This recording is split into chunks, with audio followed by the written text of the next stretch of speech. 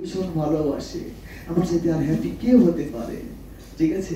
কিন্তু শুধু ভালোবাসা না, আমি চাই আমাকে ভালোবাসো আর না বাসো, তোমরা ভালো মানুষ হও, তোমরা সকলের কাছে গ্রহণযোগ্য মানুষ হও। আমি যেন বহু বছর পরেও, বিশ্বাস করো, আজকে তুমি স্বীকার করবা কি করবা না, তোমার যখন বাচ্চা কাচ্চা হবে, আমি বলবো যে বাবা মার সাথে একটু ভালো সম্পর্ক রাখো, তখন আমাকে ফিল করবো তোমার বাবা যখন বাচ্চা যখন তোমাকে অনেকদিন জড়িয়ে ধরবে না, দূরে থাকবে, কথা শুনবে না, তখন তো মনে হবে যে আমার জীবনে, আমার বাচ্চার জীবনে মোশাররফ স্যারের মতো আরেকটা ছাড় আসুক, সাইফুল স্যারের মতো আরেকটা ছাড় আসুক, সেজন্য বোঝাই এবং বাসায় তো বলে গিয়ে বাবাকে জড়িয়ে ধরি, সরি বলি এবং প্রতিজ্ঞা করি যে আমার ভালো হওয়া প্রয়োজন। যাই হোক, আমি তোমাদের সাথে খুব দারুণ সময় পার করলাম, অনেক গল্প করলাম, এবং তোমার মোশাররফ স্যারকে অসংখ্য ধন্যবাদ যে সে তোমাদেরকে এরকম একটা নিরিবিলি জায়গায় অনেক সময় ধরে কথা বলবার সুযোগ করে দিল।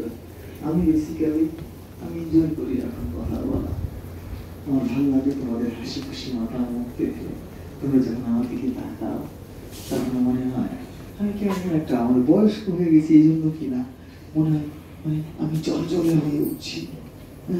আমার মনে হচ্ছে যে আমার এতগুলো বাচ্চা কাচ্চা, আমার এতগুলো ভাই, আমার কিসের, আমি দম ফিরে পাই, আমার সাহস লাগে।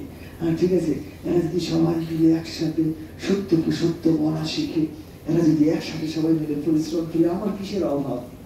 অথচ এখন তো ওদেরকে চিনি না, জানি না, কিছু না, কিন্তু আমি খালি ফিল করি যে আমার কিসের অভাব, আমার কিসের ক্লান্তি। আমি এখন যদি রাস্তায় কখনো দেখা হয়, 2 বছর পরেও আমার সাথে দেখা হয়, কি করবা? আমার বিশ্বাস দৌড়ে কাছে আসবা, এই হাজবেন্ড আছে তাও, এটা আমার স্যার,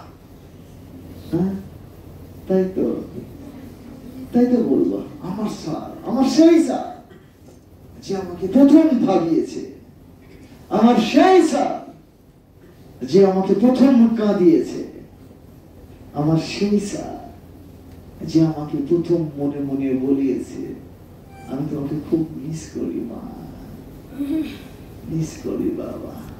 সেটাই হবে আমার জীবনে সবচেয়ে বড় সান্ত্বনা। আর তোমাদের ভাগ্যে যদি চান্স থাকে তাহলে হবে, আর যদি চান্স নাও হয় হতাশ হলো না কখনো। তোমাদের জন্য শুভকামনা রইল, আবারও দেখা হবে